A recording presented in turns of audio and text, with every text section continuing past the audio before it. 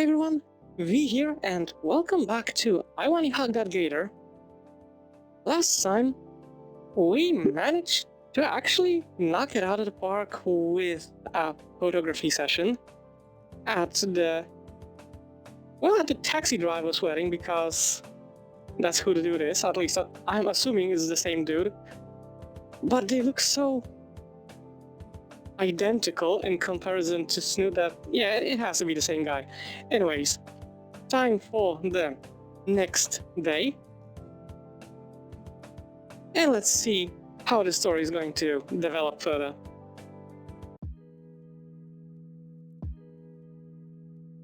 Even though we're pretty far into the fall season, today is a nice day out. There's a storm coming in later today with a cold front, so the temperatures outside are bearable enough to relax in. One last respite before the unforgiving cold of winter settles in. I decide to celebrate by eating lunch outside. After a good bit of prodding, Olivia joined me. Inko, it's too cold. It'll freeze my vine solid. It's 70 degrees and you already agreed. Calm down. That face. We step out in the chilled air. Okay, I don't think I can hiss like an alligator, sorry. Aww, adorable. She pulls the drawstrings of her hoodie taut, yanking it shut again. When I try moving her along, she starts dragging her tail on the ground. You're secretly enjoying this, aren't you? Yep, she is. That hoodie isn't hiding your silly little grin. There's a table by the edge of the yard that looks pretty good. Now it's just the two of us. Fuck Bill Withers, alone, sitting at a picnic table in complete silence. Ingenious one-liners flow through my head like a slam poetry champion, yet I can't work up the will to say anything about the wedding to her. Guess there's always later. So, Olivia... Did she just shift her position? And maybe something glitched out, I don't know. Gator lifts her head from her roast beef sandwich, staring directly at me. What's up? How about this weather? Seriously? Yes, seriously. I'm not used to coastal towns, so this is a nice change of pace. Well, it's pretty chilly. Part of why we're the only ones out here. It's pretty empty out here today. Maybe it's like a human dino saying more acclimated to the snow. Even with the hoodie, it's a lot colder than I'd like. Oh, why do you agree to come on outside with me? Well, he wanted to and I... And you? And she likes us.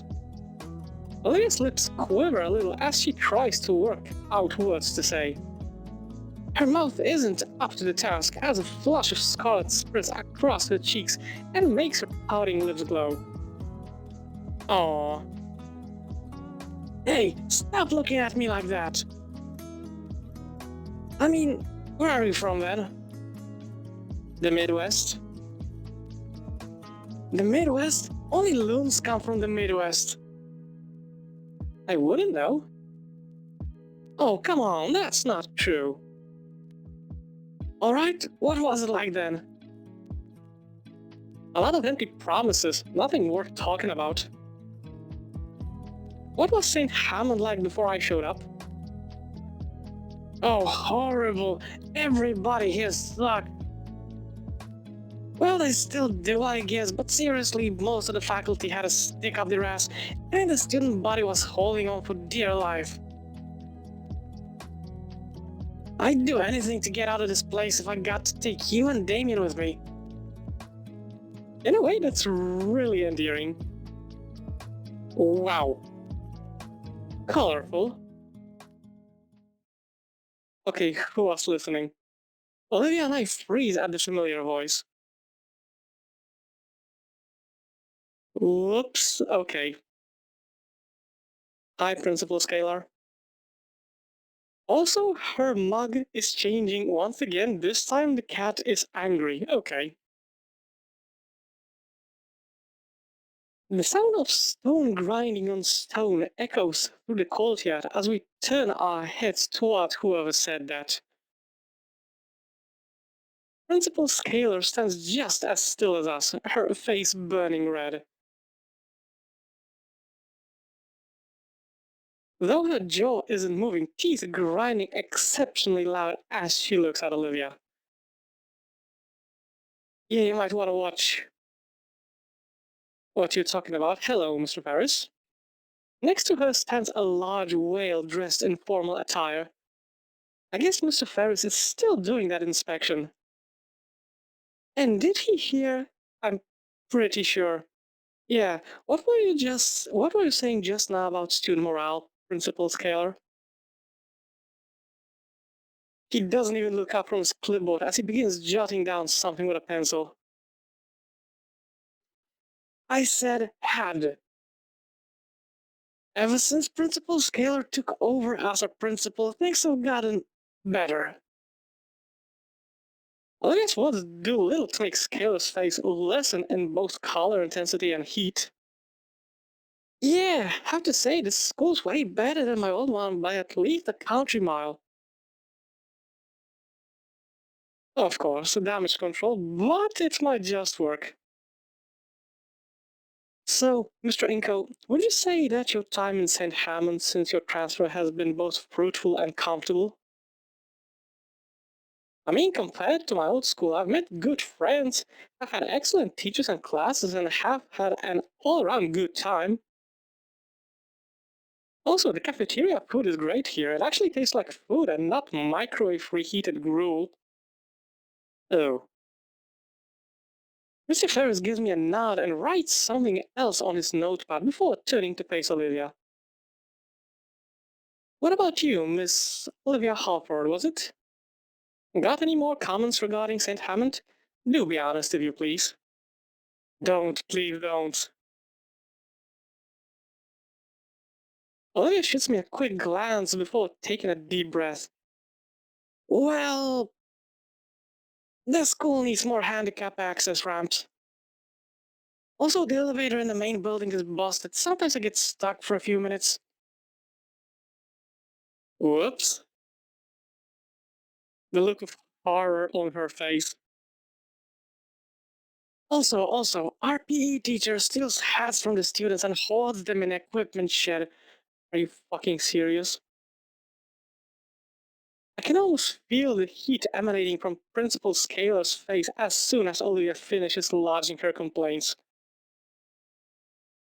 Wouldn't want to be around her after Paris' visit is over.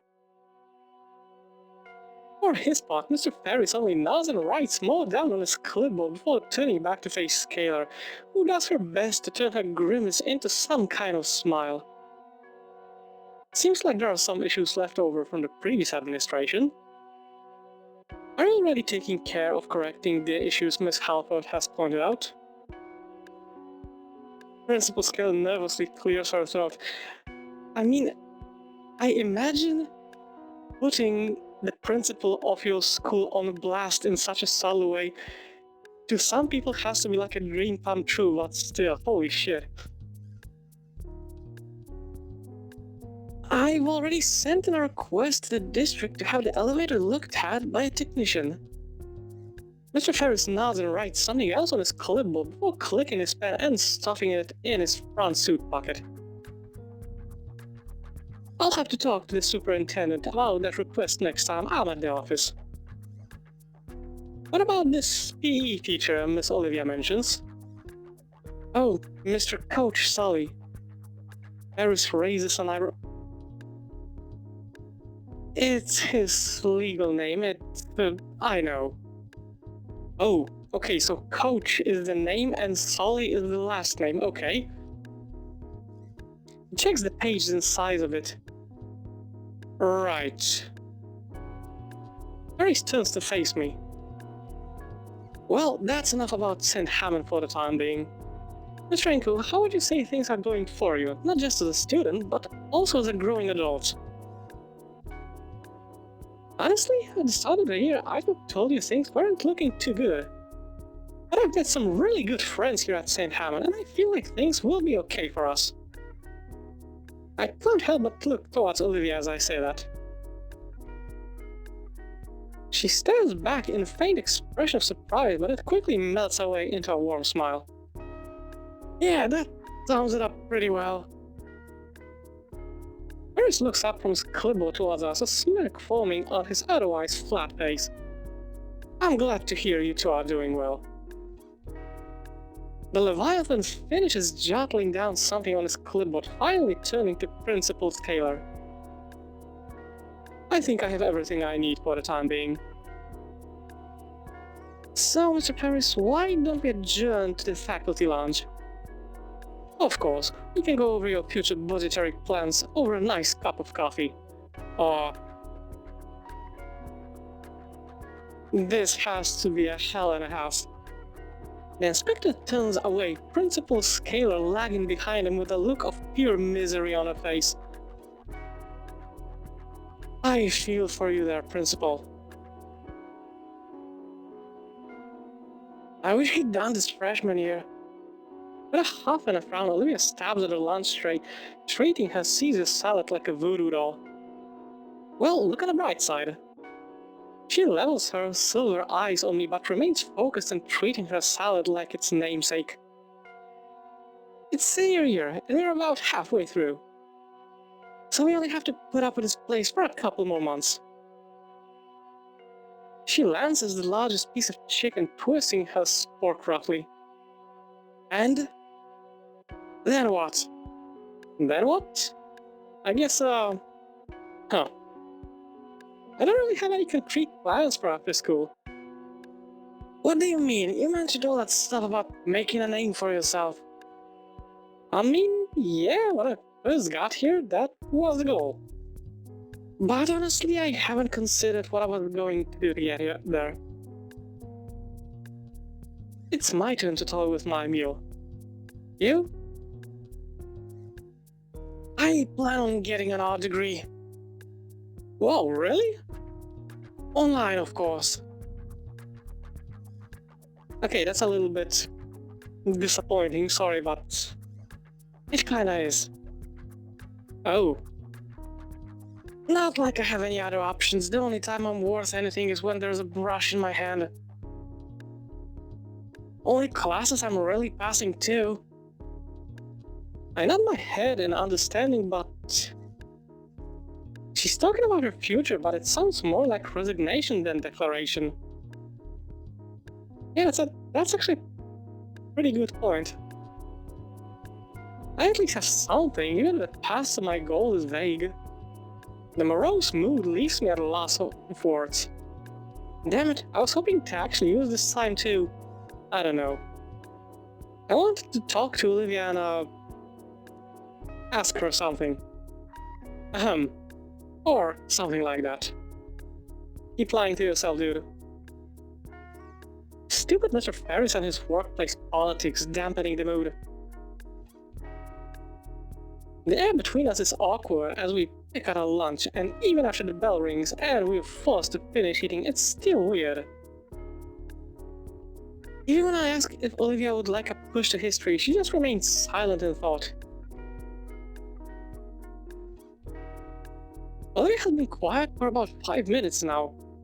Even though 5 minutes isn't that long a time, Olivia had grown so much chattier as of late, so the silence felt just a bit off-putting to me. A part of me couldn't help but wonder if it's a cold shoulder directed at me, or just remaining nerves from that last conversation. No use just thinking about it. I think she's just lost in her own thoughts. So, any for your thoughts, Olivia?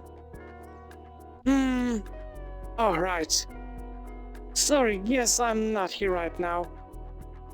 What were you thinking about exactly? Olivia lets out a sigh and turns her head upward so that her eyes meet mine.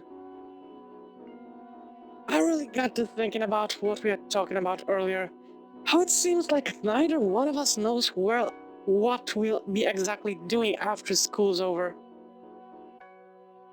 Oh, right. Yeah, that.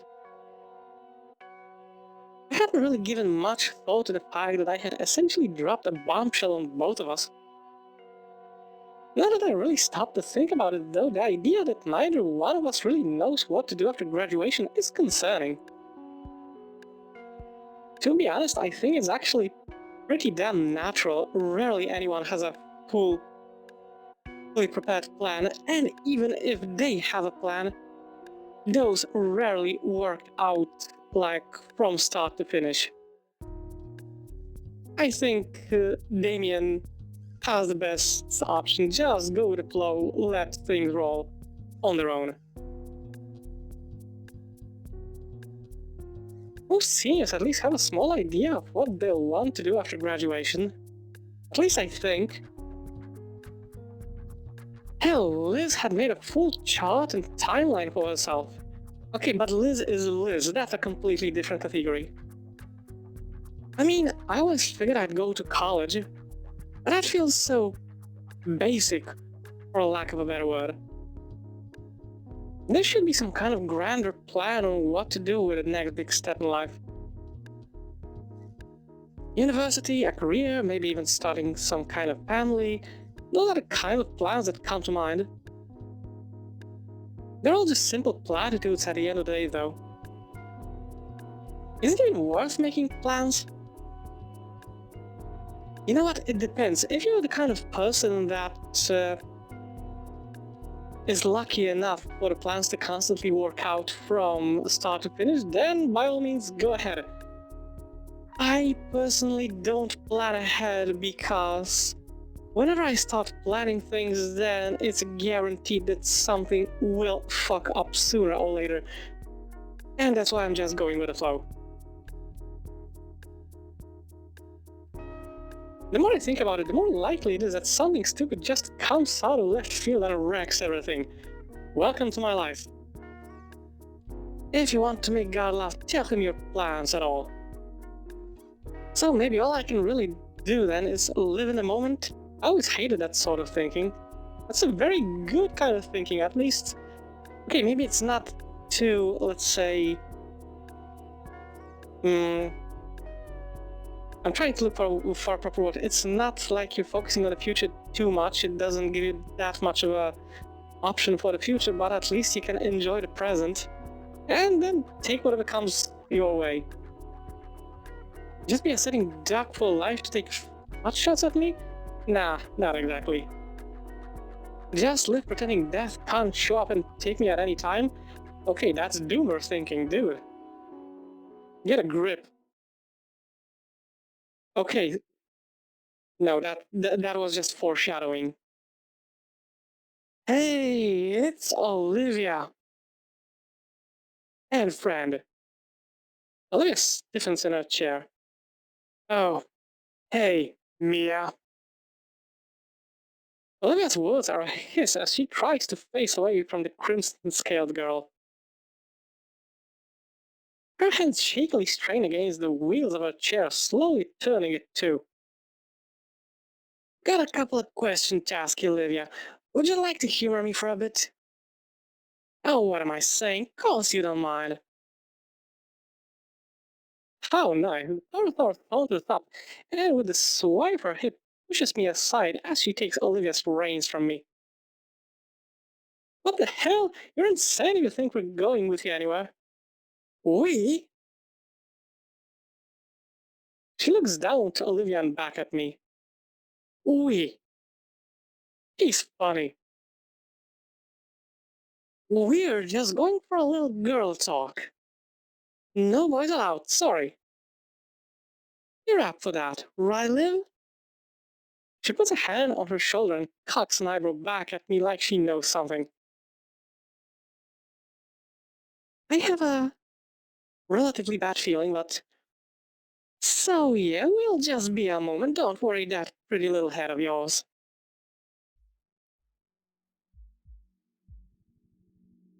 I'm left gawking and confused as the two head off in another direction.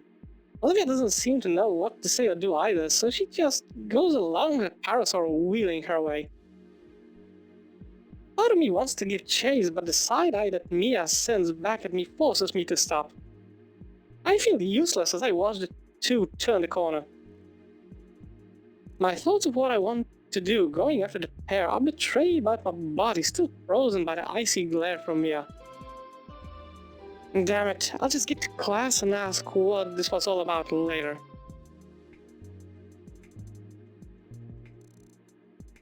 I don't know why, but I have this really weird feeling that somehow Mia found out about what Olivia did with the art contest and is trying to use it as a blackmail or something. By the time I get to Prockling's history class, I'm half expecting to find Olivia already waiting for me, some kind of remark primed and ready to be spoken to me. But instead, she isn't there. I reluctantly take my seat, tapping my foot impatiently. Even when the bell comes and goes, there's still no sign of her. Shit. I shouldn't have let Olivia go with her alone. What the hell was I thinking? Honestly, I cannot blame you that much in this case. I really don't want to cut class, but I can't afford anything bad happening to her. Nope, I can't sit and do nothing. I shoot my hand up into the air, causing Miss Prockling to pause mid-lecture. Yes, Mr. Nito? Miss Prockling, can I please be excused? Why? Class barely started a few minutes ago. Because I... shot myself. What the fuck? Like, I'm halfway out the door already. I mean, okay, this is... I don't exactly know how to even comment on that, but I guess it got the job done, so there we go. Where did they go? There's not a soul to be found anywhere.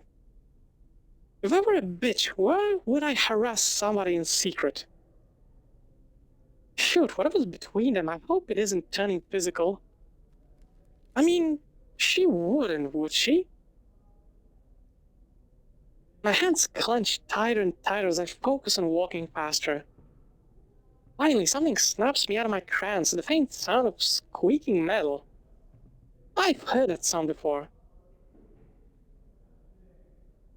I turn towards the sword just beyond the door of a nearby classroom. Judging by the paraphernalia covering the door, I think this is the algebra room. I grab the handle and haphazardly throw the door open, praying that I'm not about to rudely interrupt a teacher for the second time today. Looks like shit, how am I? Should be happy it's done. Two heads turn to me in a mix of anger and surprise. And they're the heads of the girls I was looking for. It's like a sudden three-way standoff.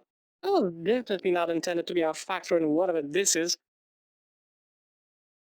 I really should have thought about that before barging in. Thank crap to Jesus she's okay. Oh, so both of them, okay. What the fuck are you doing here? I should ask you two the same question. Oh look, Baldy, now's not the time. Don't talk to him like that. Yeah, or what? I told you not to be followed. You were there when we left. He just heard you screaming like a maniac. I've been forgotten already. Hey! I'm a part of this conversation too. Why are you two in an empty classroom yelling at each other? The two fall definitely silent, unwilling or unable to speak. I notice a piece of paper in Mia's hand. It looks like something's drawn on it. The style is different, but it's unmistakably one of Olivia's works. Mia, why do you have her drawing? The parasol stops blinking for a few seconds before shoving the paper in her jacket. Before I can question it any further, Olivia speaks up. Inko, why did you come here? You seemed like you were in trouble?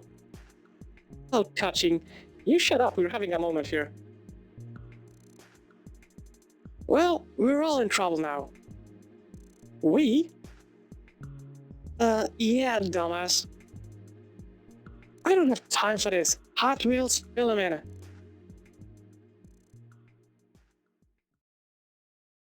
What's the big issue? Okay. Olivia claws at her armrest again. She looks ready to cry. Hey, where'd all your vicious bravado go? Are you afraid to tell him? Afraid of what he'll think? Shut up! Precious, fine, I'll say it. Mia turns to me with a malicious grin. I know about what this prig did during the yearbook art contest. Fucking knew it. Now, ordinarily, I wouldn't give two shits. But then it hit me. Holy shit, she can just get away with it. How crazy is that? She pauses, guarding me to say otherwise, but I bite my tongue. Like a shark smelling blood, she starts to circle me, continuing her taunts. Then one thing leads to another, now we're helping each other out. After all, if the school found out, I'd leave a permanent mark on her unemployable ass. What? Yours too, probably, since you're involved and all. My teeth creak painfully from my clenched jaw, and yet the blood drained from my face. I'm talking about her record, you mouth breather. Art's her big break, right? Skipping the whole rigmarole, the gist of it's simple. So, Olivia draws up some bullshit group projects for me and some friends of mine, turns them in, and I make sure the whole incident goes away. I managed to earn back some of the feeling in my consciousness, just long enough to defy her. But that's blackmail and cheating, that's wrong! Dude, this is your great comeback, come on, Inko. Oh my god, that's fucking precious. Mia blinks a few times before turning to look at Olivia, then back to me, and then back to Olivia. What, are you disappointed in her now? I bet you made her pinky swear she would never do anything like that again. She leans closer to me, full whispering. Well, sorry to break the news, Inko, but your friend here is a liar. Don't listen, I wouldn't be... She was threatening me. Not threatening? Honey, if we were swapped, you'd see my ass hang. Not gonna lie there. All I'm doing is making things better for the both of us, not my fault you tried to get away with cheating. And you aren't? You'd think a cripple like you would have more shame than that. I watch Olivia's eyes start twitching. Mia's really starting to get to her. I can't let her keep talking to her like that. Mia, just stop it, okay? She really doesn't need it right now. Can't you both just walk away and pretend this never happened? Not in Mia's case. Shit, Inko, you're good. Ha! You hear that, Olivia? Wait, but I didn't mean... Olivia's staring at me with a look of betrayal that threatens to tear my heart in two. God damn it, why can't I stop talking for once? Mia waves me off, turning to face her target once more. I bet you'd love to walk away from this, but things just don't work out that way, do they?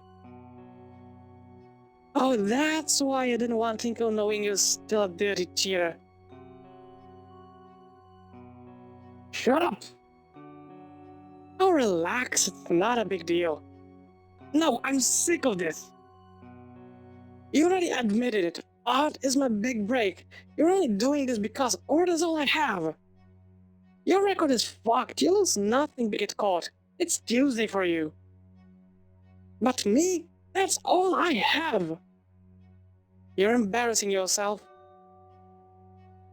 You know I can't lift or run or carry or dance or fucking anything you do on a daily basis without even thinking about. I can't even do anything else because of these fucking legs and this fucking chair. Why can't any of you just leave me alone? I just want to draw, for God's sake.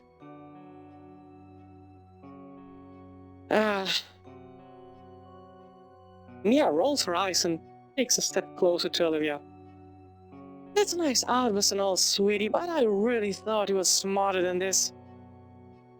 Olivia wipes away at her eyes with her sleeve. What? Mia takes another step forward.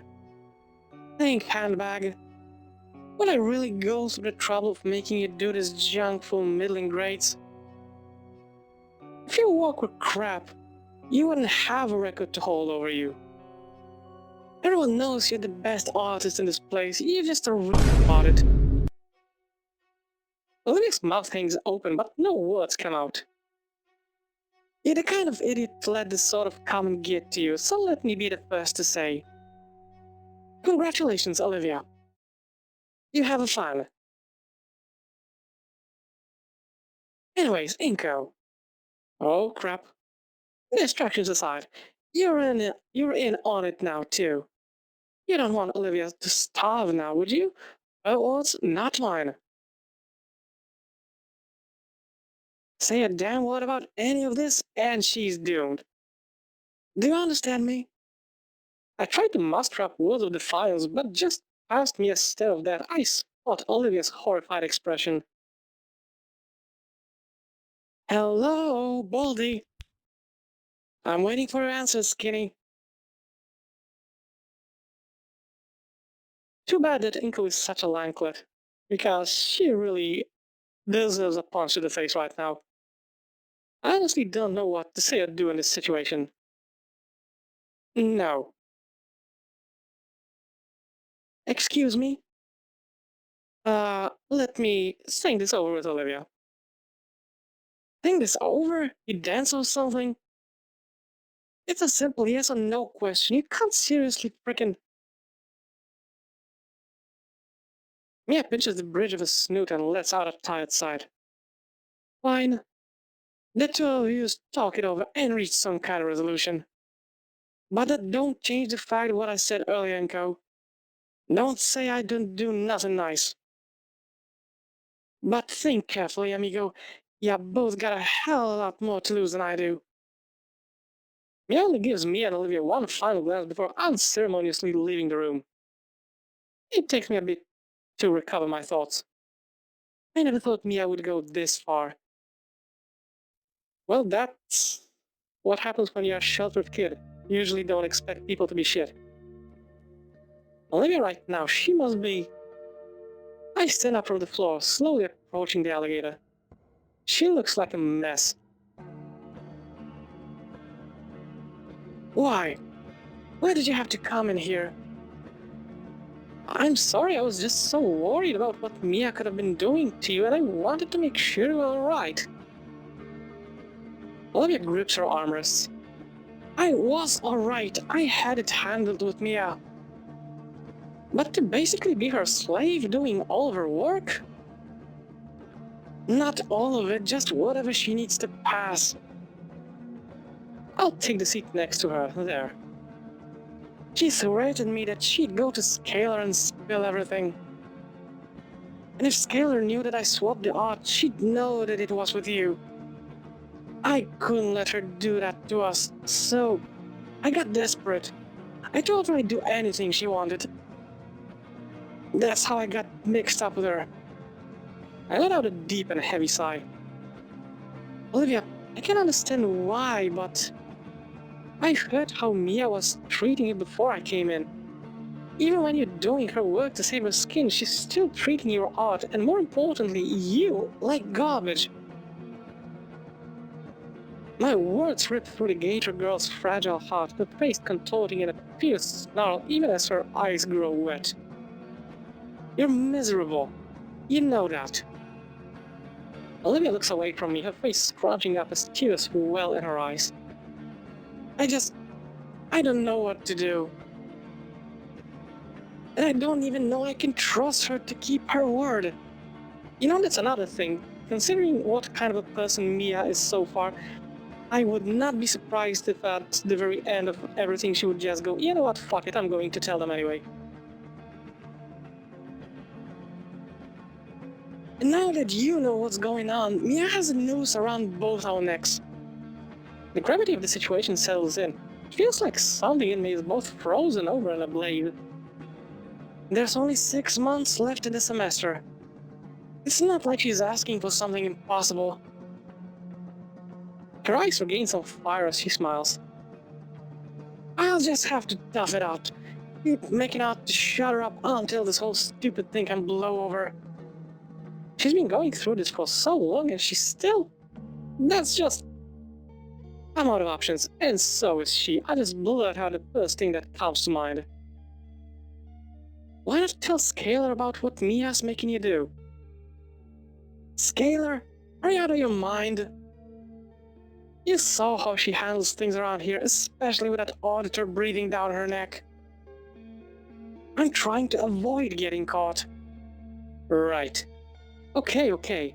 Iadakan? That's a way more sound option. For a split second, I see her mask crack, her real worry evident in those silver eyes shaking. No. Olivia makes a show of clearing her throat. Mr. Iadakan doesn't need to hear this either. You know he'd be able to... I can do this on my own! Her balled-up fists quake wildly after they slam onto her armors, and the Gator girl does her best to hide her wins. I really don't think we can fix this if we're not working together. There's nothing to fix. Are you sure about that? I told you I have it under control. At what price, girl? Just please, Inko, I need you to trust me on this. Don't ruin this for me. I do trust you. Her voice is softening as if she's been fully drained now. I can handle it, I told you. Her fists unfurl and continue shaking. I take one of her hands, ignoring her indignant sputters as I delicately cradle it in my palm. Her protest died down and a pain whine when my thumb ever so slightly presses down on the joint. All this time you've been doing your best, Olivia. My soft words draw out an even softer breath from her. Mia's had me drawing for her group almost daily. It must hurt a lot after so long. Maybe it does. But it's nothing I can't work through. Why can't you just trust me to help then? It's not that I don't trust you, Inko. It's that I did trust everyone else. So please stop asking about fixing me. But it's not about fixing, at least not you, it's about remedying the situation. Or fixing things, I mean. Is that what this is about? Olivia's burning out at this point. She's already hurt badly, I can feel her hand still shaking. It's beyond the point that either of us alone can handle. I let go of Olivia's hand, watching as she takes back her hand and settles it against her chest. I hook a nearby chair leg with my foot and drag the seat closer. Close enough that I can sit down right next to the baryonyx. Inko? I find that being next to her like this makes it easier for what I'm about to say. Breathe in, breathe out. Meeting her eyes once again, I speak my honest thoughts. Mr. Iadakan can help Olivia. Her teeth grind together as though contemplating mauling my face off. Please, hear me out. I want to trust you, Inko, but... I'm just scared that Iadakan will hate me forever for this. He's the only one that's ever made me feel like my art is worth something. I can't lose him. Then why won't you just trust him? Like, if the dude's been there having your back from the very beginning, I'm pretty sure he's going to be a little bit more lenient towards whatever you're gonna say to him compared to your regular teacher. Look, we can get you out of this. Of course Iadakan will understand, even go to bat for you. That's what I said. And if you're the one to speak up, it means you're the one getting back at Mia. She won't have power over you. That's a very good thinking. I can't just give it all up like this. How can I trust you with my entire future? You have nothing to lose. I have everything. Can you trust Iadakan? Will he really just let that happen? Mia has no reason not to throw you. Mia has no reason to not throw you under the bus. Sorry? Does he? Of course not. Mr. Iadakan is... He's the only teacher that's never given up on me. There's your answer. I'm here with you too. You're not alone, Olivia. But you need to accept our help. Please. Olivia looks me in the eyes for a few seconds before sharply snapping her face downward. Her body then begins to quiver, almost as if she trembles with a mixture of cold and fear. Olivia. I get up from my chair and reach out to grasp her shoulder to try and comfort her somewhat. It's okay. I'm here for you. Olivia's shaking lessens, giving me hope that my words were starting to reach her, but not 2 seconds after those thoughts cross through my mind, Olivia's shaking resumes once again. The shaking's followed by sniffling, at which point I noticed tears rolling down Olivia's snout and falling right into her lap. Before I can finish my words, Olivia lunges forward and wraps her arms around my abdomen, bringing me forward and burying her face into my stomach. At which point she begins to let out what I can only describe as a pain-filled wail. At first I'm left utterly frozen in place, hands raised and eyes wide. Nothing in my life has ever prepared me for a situation such as this. No, Inko, you know what to do. Hug her. I place my other hand on Olivia's shoulder and slowly take a single knee, bringing me to eye level with her. Then, without saying a word, I tighten my embrace, allowing her arms to wrap around my neck as I wrap my arms around hers.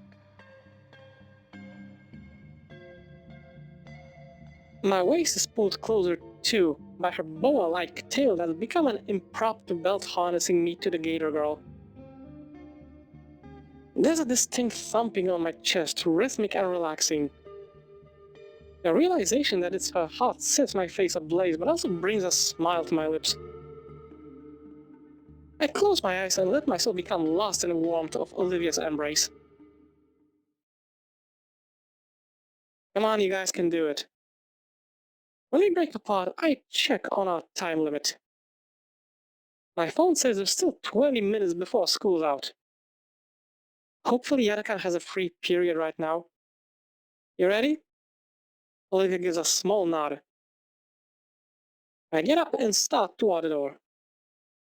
The door held open with the back of my shoe, I look back to her. As Olivia wheels over, she grunts with each push. Oh crap, I'm an idiot. Once she reaches me, Olivia gives me a very meaningful look. Though I don't really get its intent till her tail wraps itself around my wrist. Oh, right. Taking Olivia's reins for her, we start towards our art teacher's room in companionable silence. Man, I can't wait to just go home and relax, maybe open a bag of chips. Olivia's tremoring has fallen to 2 on the Richter scale, so that's nice. She's seen enough Mia to last a while. Then again, so have I. She'd probably kill us if she saw us sneaking off. We're near the end of it all. It's nearly over.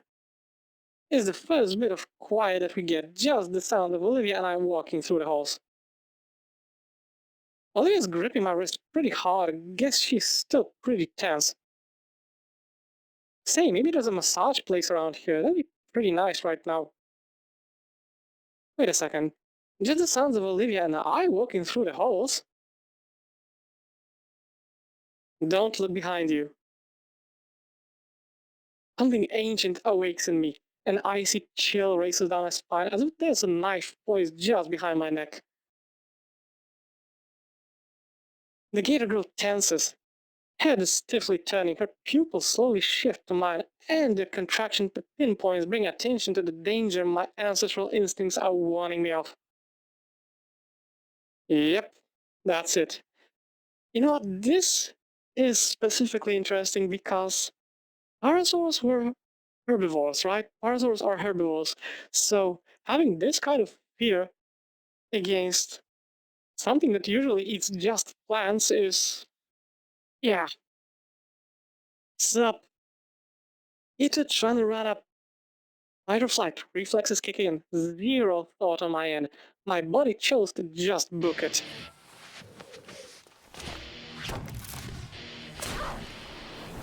Okay.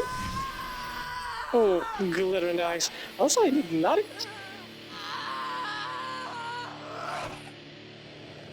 Oh, we are so fucked. Run.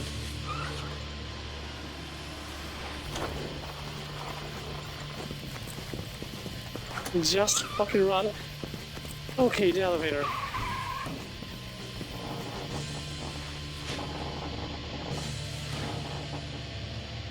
Okay, thankfully she isn't strong enough for this. Holy shit, that was close. For a moment, I wonder if the deafening noise of the metal doors being hit is from Mia punching at it right or accidentally slamming into it chasing after us. But I can't really eviscerate you and every last thing you love. Fuck. The elevator finally begins to descend downwards. I exhale deeply. Olivia gasps for breath. My arm stinks from Olivia's razor grip. Good thing I have a jacket. Her clothes have shredded the sleeve. I think it might have even drawn blood.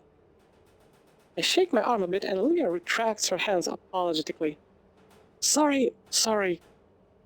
Oh, God. Are you okay? No. No, I'm not. What happens when we reach the bottom? Mia will be waiting for us. Olivia removes the key from its slot. It won't open. Just don't make any noise. The elevator reaches the bottom. Just as Olivia said, without the key, the outmoded chamber simply powers down. Silence.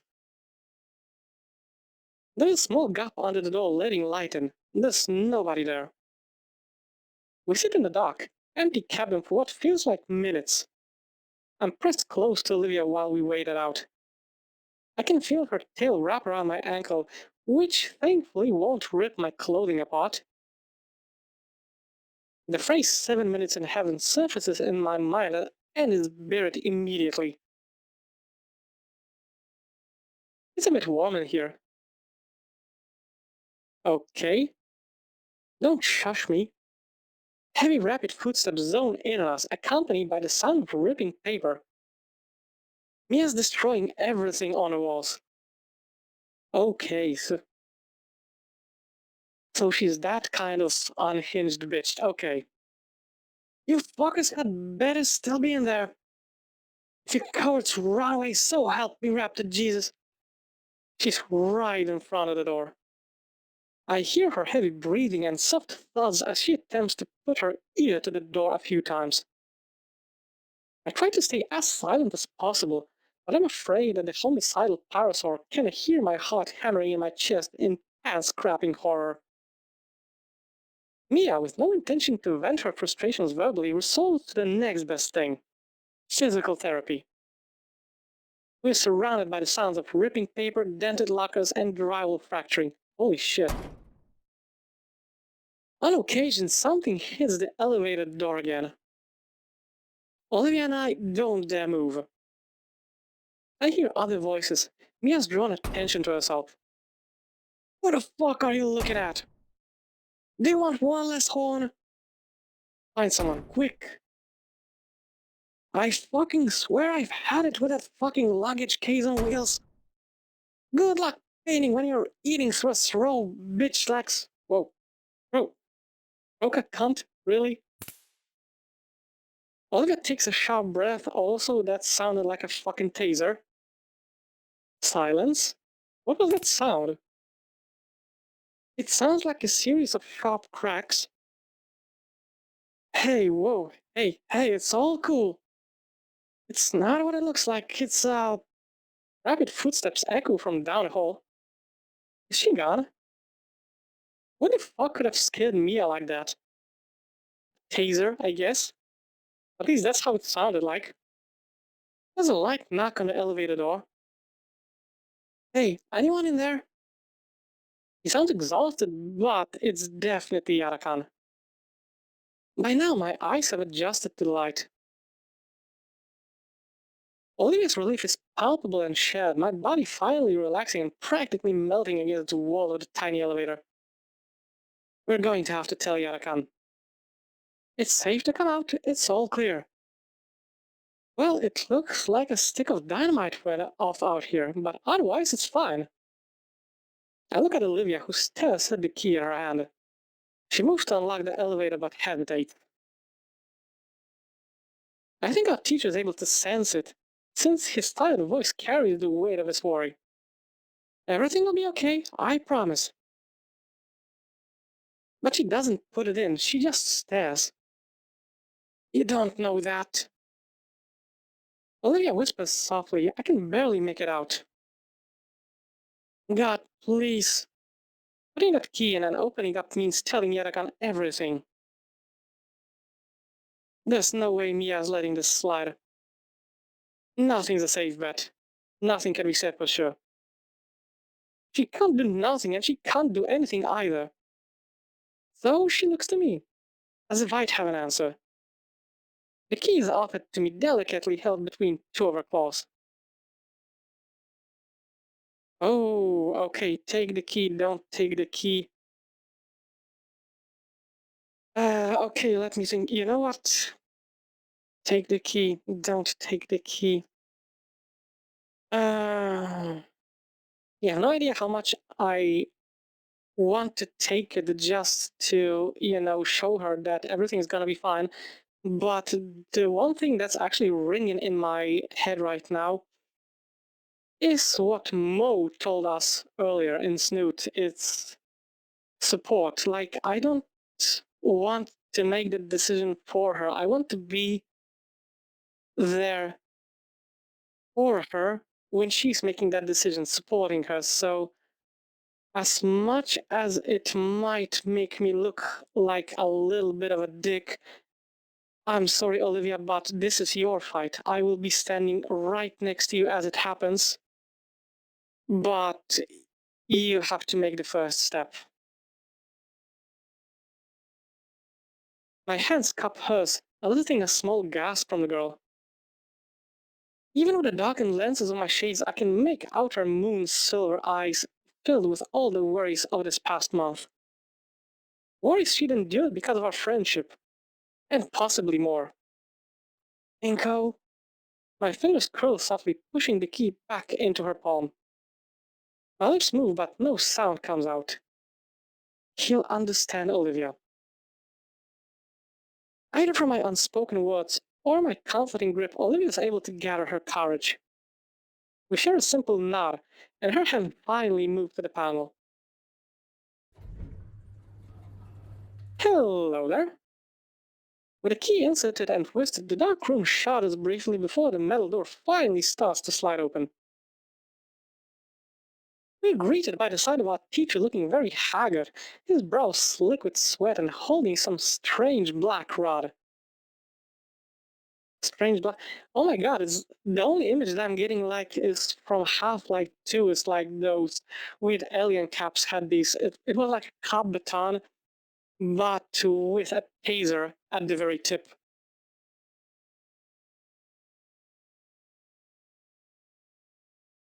Olivia reels back at the sight of the odd baton. Thanks for saving us, Mr. Iadakan. Don't thank me just yet. I'm gonna need an explanation for all this. So is Principal Scalar, for that matter. You know, seeing him pissed off like that is a little bit worrisome. He steps aside and motions us out of the. Holy crap, what the fuck is going on with me? He steps aside and motions us out of the elevator with a wave of the broad stick. Jesus Christ, that I have no idea how that word gets stuck on my tongue. I'm really sorry. Come on now. Give the janitors some time to take care of the mess. Holy shit, it looks like Mia tried to destroy everything within her reach in the hallway. On the ceiling, a pipe is leaking water intended for fountains and toilets. Holy crap.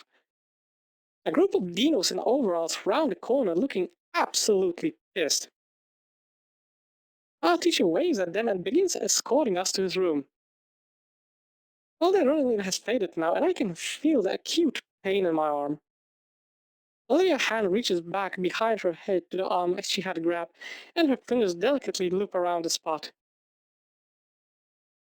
She looks back, her mouth shut tight, but with sympathetic eyes telling me she's sorry. I nod back with a comforting smile. Sure, it hurt, but I knew she didn't mean it. We look forward again to the door of Iadakan's classroom. Olivia sighed and resigned herself to explaining everything to our teacher.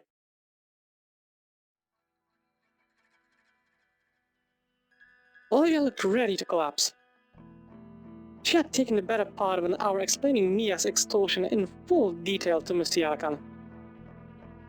I grabbed Olivia's canteen and handed it to her. She greedily chugged the entire thing, gasping after and rubbing her sore throat. It was hard to get a read on what our teacher was thinking. His brow was furrowed, his fingers peopled, and he was muttering to himself. Finally, with a deep sigh, he stands from his desk and looks at the exhausted girl. I had a feeling something was going on, but to this extent, you should have come forward sooner. I know, but we're here now, aren't we? Fair point. Still, I'm concerned that you thought nobody would notice. I didn't think anybody would care to look. Those assignments go through dozens of eyes, you know. What do you mean? Your style, Olivia. I saw it from a mile away. I was just waiting for you to talk to me.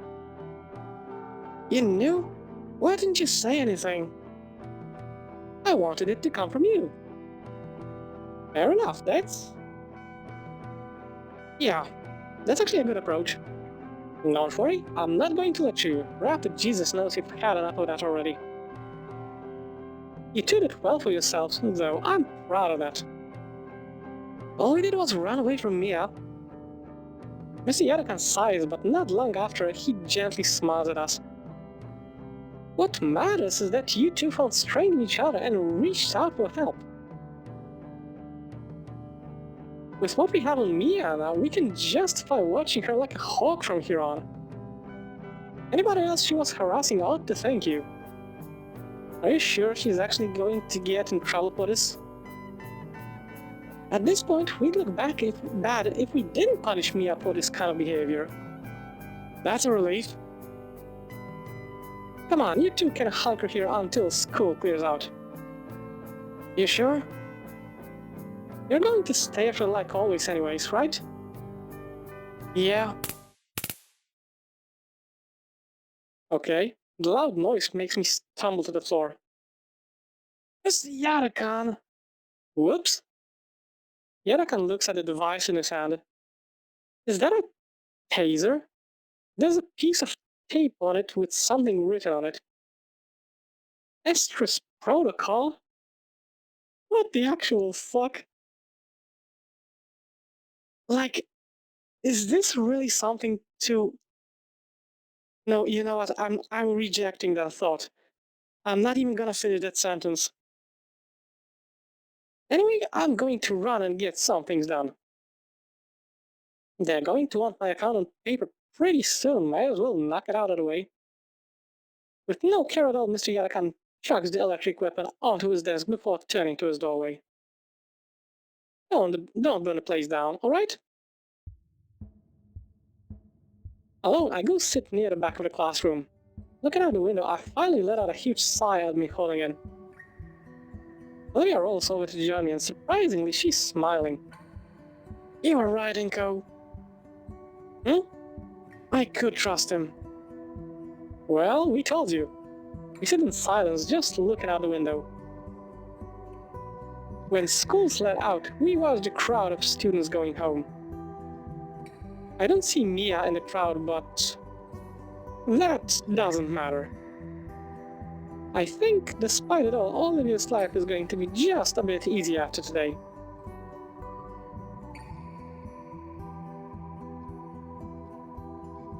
And you know what? Looking at the time right now, I see that it's been, I think, exactly an hour since I started this episode.